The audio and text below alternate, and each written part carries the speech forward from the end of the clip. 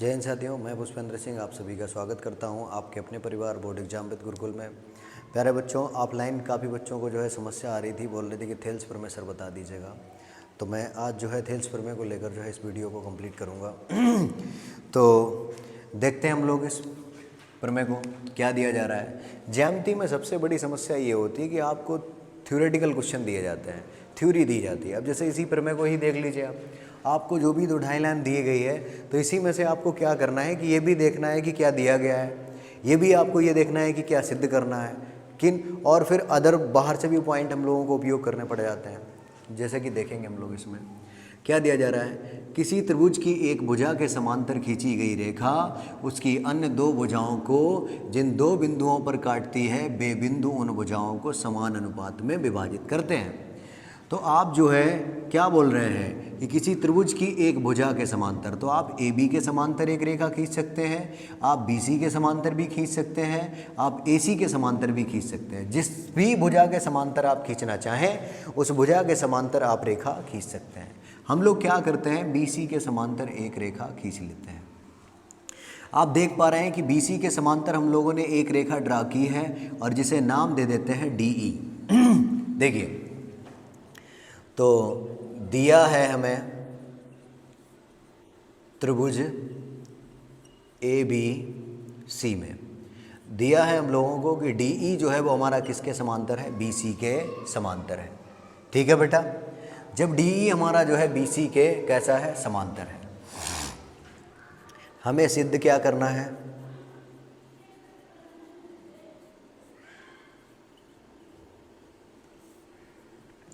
तो क्या सिद्ध करना है कि बे बिंदु उन भुजाओं को समान अनुपात में विभाजित करते हैं। ये बिंदु आपके डी और ई जो है इन भुजा ए बी और ए सी को कैसा करते हैं, समान अनुपात में विभाजित करते हैं। आपको देखना है, क्या देख सकते हैं आप, ए डी और अपान में हो जाएगा हमारा डी बी और ए ई और अपान में हो जाएगा हमारा ई सी। बात समझ आ रही है आपको। अब हम लोगों को रचना करनी पड़ेगी क्योंकि ऐसे तो हम लोग बिल्कुल आगे ही नहीं बढ़ पा रहे हैं, तो रचना करनी पड़ेगी। क्या करना है हम लोग देखेंगे भाई साहब कि C व D और तथा B व E को मिलाया, B व E को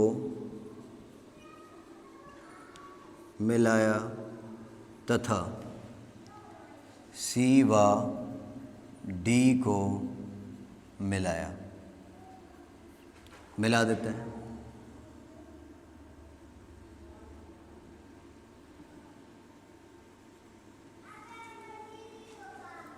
उसके बाद हम लोग देखते हैं कि जैसे कोई त्रिभुज आपको इस प्रकार दे दिया जाए तो आप इसका क्षेत्रफल कैसे ज्ञात करेंगे। त्रिभुज का क्षेत्रफल होता है area of triangle P Q R. तो यदि आप लंब यहाँ से गिरा दें और यहाँ पे नाम हम लोग दे देते हैं एम, तो ये इसका क्या हो जाएगा, आधार, और ये इसकी क्या हो जाएगी, आर एम जो है इसकी क्या हो जाएगी, ऊंचाई हो जाएगी। ना कि आप आर क्यू को इसकी ऊंचाई बता दें, क्योंकि ये इसकी क्या है, तिर्यक ऊंचाई है। तो हम लोग लिख सकते हैं 1/2, आधार हमारा हो जाएगा पी क्यू और ऊंचाई हो जाएगी हमारी आर एम। इस बात को थोड़ा सा ध्यान से समझना है। अब यहाँ पे हम लोगों को क्या करना है कि A D upon D B लाना है, तो कोई संबंध यहाँ पे होना चाहिए कि जो यहाँ तक हमें पहुँचा दे। तो हम लोग क्या करते हैं, एक लंब गिराते हैं बिंदु ई से और किस पर, भुजा ए डी पर, और उसके बाद में एक लंब जो है हम लोग इधर से गिरा देते हैं बिंदु डी से भुजा ए ई पर। इसे नाम दे देते हैं हम लोग एम और इसे नाम दे देते हैं हम लोग एन। ठीक है बेटा, देखिए, और यहाँ पे ये हम लोगों ने रचना में ही किया हुआ है, तो इसे थोड़ा लिख देते हैं कि क्या किया हुआ है, बिंदु डी एम जो है वो लंब है हमारा ए ई पर तथा एन ई जो है वो लंब है हमारा ए डी पर। क्लियर है, ये भी रचना के अंतर्गत ही आ जाएगा।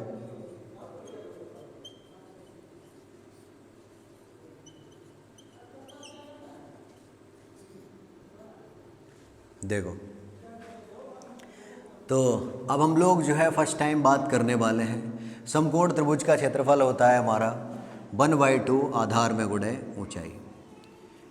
जैसे अगर कोई ये त्रिभुज लिखा हुआ है PQR और इसका यदि आप क्षेत्रफल लिखते हैं एरिया ऑफ ट्रायंगल PQR, तो 1/2 आधार हो जाएगा हमारा PQ और ऊंचाई हमारी हो जाएगी QR। देखो, सेम इसी तरह से हम लोग जो हमें सिद्ध करना है उसे एक बार देखेंगे आप और ध्यान से समझेंगे इधर। तो हम लोग बात करने वाले हैं एरिया ऑफ ट्रायंगल ADE। क्या हो जाएगा? 1/2 आधार हमारा क्या हो जाएगा? AD और ऊंचाई हमारी हो जाएगी NE। तो AD और इंटू में हो जाएगा हमारा NE। उसके बाद नेक्स्ट पे हम लोग बात करने वाले हैं, क्योंकि हमें भुजा DB से भी बात करनी है। तो यहाँ पे हम लोग देख पा रहे हैं त्रिभुज बन रहा है BDE। त्रिभुज बन रहा है BD और E। तो त्रिभुज BDE का जब आप क्षेत्रफल ज्ञात कर रहे होंगे तो सिचुएशन ये बन रही है, ये हमारा BD आधार हो जाएगा और इसकी ऊंचाई ये हो जाएगी NE। तो हो जाएगा 1/2 आधार हो जाएगा हमारा BD और ऊंचाई हमारी हो जाएगी NE। बात समझ आ रही है आपको? अब हमें AD/DB चाहिए है, तो इन त्रिभुज के क्षेत्रफलों में अनुपात ज्ञात करना पड़ेगा, तभी आप AD और DB की बात कर पाएंगे। देखना है इसे अच्छे से, इसलिए एरिया ऑफ ट्रायंगल ADE और अपॉन में area of triangle VDE equal to 1 और अपॉन 2 और इंटू में हमारा रहेगा AD और इंटू में NE और अपॉन में 1 और अपॉन 2 BD और इंटू में रहेगा NE। NE से NE कैंसिल हो जाएगा, 1/2 से 1/2 कैंसिल हो जाएगा। एरिया ऑफ ट्रायंगल ADE और अपॉन में area of triangle VDE equal to हो जाएगा AD और अपॉन में BD। इसे बोल देते हैं समीकरण 1। बात समझ आ रही है? नेक्स्ट पे हम लोग बात करने वाले हैं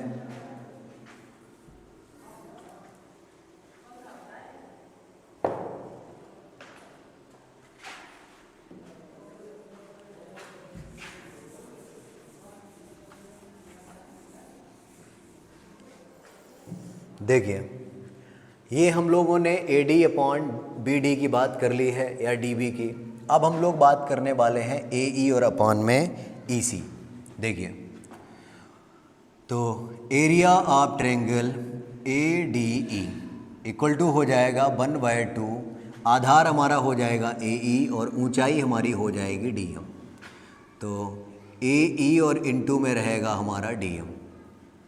उसके बाद बेटा हमें EC पे फोकस करना है, तो त्रिभुज हमें देखना पड़ेगा CDE। तो area of triangle CDE equal to 1/2 आधार हमारा रहेगा EC और ऊंचाई हमारी ये हो जाएगी, ये तो त्रियक ऊंचाई हो जाएगी जब आप इसे घुमा के देखोगे, तो ये हमारी त्रियक ऊंचाई हो जाएगी, ये हमारी लंबवत ऊंचाई हो जाएगी। तो इसे क्या बोलेंगे हम लोग? DM।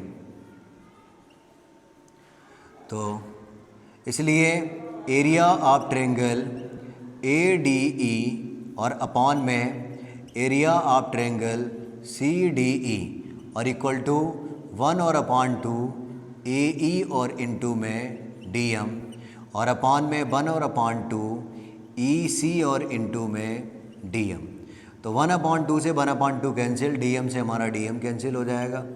Area of triangle ADE और अपॉन में आ जाएगा area of triangle CDE equal to आ जाएगा AE और अपॉन में EC। समीकरण बोल देते हैं 2। ठीक है बेटा, हम लोगों ने दोनों जो है त्रिभुजों का इधर भी क्षेत्रफल ज्ञात कर लिया है और ये AD/DB का भी क्षेत्रफलों का अनुपात ज्ञात कर लिया है। बस थोड़ी सी समस्या आ रही है कि ADE इधर भी है, ADE इधर भी है, इधर CDE दिया जा रहा है, इधर BDE दिया जा रहा है। इनमें हमें एक कॉम्बिनेशन ढूंढना है और जब तक हम ये कॉम्बिनेशन नहीं ढूंढते हैं तब तक हमारी कहानी जिस की तस रुकी हुई है। आगे बात करते हैं। तो यहाँ पे बेटा एक नोट करके लिखना है। आप कॉपी यदि आपके पास है, आशा है कि आप कॉपी और पेन लेके ही बैठे होंगे, तो आप नोट कर लीजिएगा। समांतर रेखाओं के बीच, दो समांतर रेखाओं के बीच एक ही आधार पर बने त्रिभुजों का क्षेत्रफल कैसा होता है? समान होता है। ये बात आप गांठ बांध लें और याद रखें हमेशा। तो कोई भी त्रिभुज आप ड्रा करेंगे और यदि उसका आधार समान है दो समांतर रेखाओं के बीच में, जैसे मैं BC आधार ले लूं और यहाँ पे कोई भी आप BC आधार लेके दो समांतर रेखाओं के बीच त्रिभुज ड्रा करेंगे तो उन सभी त्रिभुजों का क्षेत्रफल कैसा रहेगा? समान रहेगा। इस बात का थोड़ा सा यहाँ पे उपयोग हो रहा है क्योंकि ये दो त्रिभुज हैं CDE और VDE, इन्हें कंपेयर करना है क्योंकि ये आप देख पा रहे हैं दिया जा रहा था कि DE जो है वो BC के कैसा है? समांतर है। हम लोग लिखेंगे कि DE जो है वो हमारा समांतर है किसके? BC के। और ये हम लोग क्यों लिख पा रहे हैं? चूँकि दिया है। इस संबंध से हमें क्या प्राप्त हो जाएगा कि ये आधार एक ही है, इनका DE आधार है। BDE त्रिभुज को देख लो, चाहे आप CDE त्रिभुज को देख लीजिएगा, दोनों का आधार सेम है और जब दोनों का आधार सेम है तो दोनों त्रिभुजों का क्षेत्रफल कैसा रहा होगा? बराबर रहा होगा। इसलिए हम लोग लिख पाएंगे area of triangle VDE equal to area of triangle CDE। ठीक है, इसे बोल देते हैं समीकरण 3। इसको कंपेयर कर देते हैं 2 के साथ में। तो समीकरण 2/3 से हो जाएगा एरिया ऑफ ट्रायंगल ADE और अपॉन में CDE की जगह पे आप लिख सकते हैं BDE। तो एरिया ऑफ ट्रायंगल VDE और इक्वल टू हो जाएगा ये AE और अपॉन में EC और इसे बोल देते हैं समीकरण 4। अब आप देख पा रहे हैं एरिया ऑफ ट्रायंगल ADE और एरिया ऑफ ट्रायंगल CDE की जगह पे हो चुका है BDE समीकरण 3 से। तो समीकरण 4 और समीकरण आपको देखना है 1। एरिया ऑफ ट्रायंगल ADE और अपॉन में एरिया ऑफ ट्रायंगल VDE बराबर है AD अपॉन BD के। इधर भी एरिया ऑफ ट्रायंगल ADE और अपॉन में एरिया ऑफ ट्रायंगल VDE हमारा बराबर है AE अपॉन EC के। तो आप देख पा रहे हैं कि जब इनकी लेफ्ट हैंड साइड बराबर है तो राइट हैंड साइड भी बराबर होगी। ये हम लोग क्यों कह पा रहे हैं? क्योंकि 9th क्लास में आपने 5वां चैप्टर पढ़ा होगा यूक्लिड की ज्यामिति का परिचय, जिसमें यूक्लिड ने हमें कुछ यूनिवर्सल ट्रूथ दिए हुए थे जिन्हें सर्वव्यापी सत्य बोलते हैं। वो अभिग्रहित और अवधारणाओं के रूप में थे। तो अभिग्रहित फर्स्ट आपका दिया गया था कि जब दो वस्तुएं किसी एक ही वस्तु के बराबर होती हैं, जब कोई दो वस्तुएं किसी एक ही वस्तु के बराबर होती हैं तो वे वस्तुएं आपस में कैसी होती हैं मेरे भाई? बराबर होती हैं। तो आप देख पा रहे हैं दोनों समीकरणों में लेफ्ट हैंड साइड समान है तो इनकी राइट हैंड साइड कैसी होगी? समान होगी। तो समीकरण 1 व 4 से देख पा रहे हैं आप area of triangle ADE upon में एरिया ऑफ ट्रायंगल VDE दोनों जगह समान है। तो ये हो जाएगा AD और अपॉन में BD और AE और अपॉन में EC। प्यारे बच्चों, आप देख पा रहे हैं AD अपॉन DB और AE अपॉन EC, यही हम लोगों को प्रूव करना था। तो हम लोग लिख सकते हैं हेंस प्रूव्ड। ठीक है प्यारे बच्चों, और ध्यान रखना है आपको, ये प्रमेय जो है मैं साइड हो जाता हूँ, आप स्क्रीनशॉट ले लीजिएगा और अच्छे से नोट कर लो। और उसके बाद में चंद पंक्तियाँ निवेदित हैं। जो विद्यार्थी जो है हाई स्कूल में हैं, थोड़े से नर्वस हैं, थोड़े से निराश हैं कि रख हौसला वो मंजर भी आएगा, रख हौसला वो मंजर भी आएगा, प्यासे के पास चलकर समंदर भी आएगा, थक कर न बैठे मंजिल के मुसाफिर, मंजिल भी मिलेगी और मिलने का मज़ा भी आएगा। ठीक है मेरे भाई, अच्छे से मेहनत करनी है ज़बरदस्त तरीके से और दिखाना है वो जज्बा भाई साहब, और सब भूल जाओगे मेहनत जिस दिन रिजल्ट आएगा भाई साहब। ठीक है ना? तो आशा है कि आप स्वस्थ मस्त और ज़बरदस्त होंगे। और मेरे भाई, यदि आपके जीवन में कुछ अच्छा नहीं है तो अपने दम पे आप एक दिन बेहतर करेंगे उसे। ऐसे ही अपना प्यार और सम्मान बनाए रखिएगा, अपनी पूरी श्रद्धा, पूरी लगन और मेहनत के साथ पढ़ाई करते रहिएगा। और जिस भी टॉपिक पे आपको वीडियो चाहिए आप कमेंट करिए, वीडियो मिलेगा आपको। Thank you.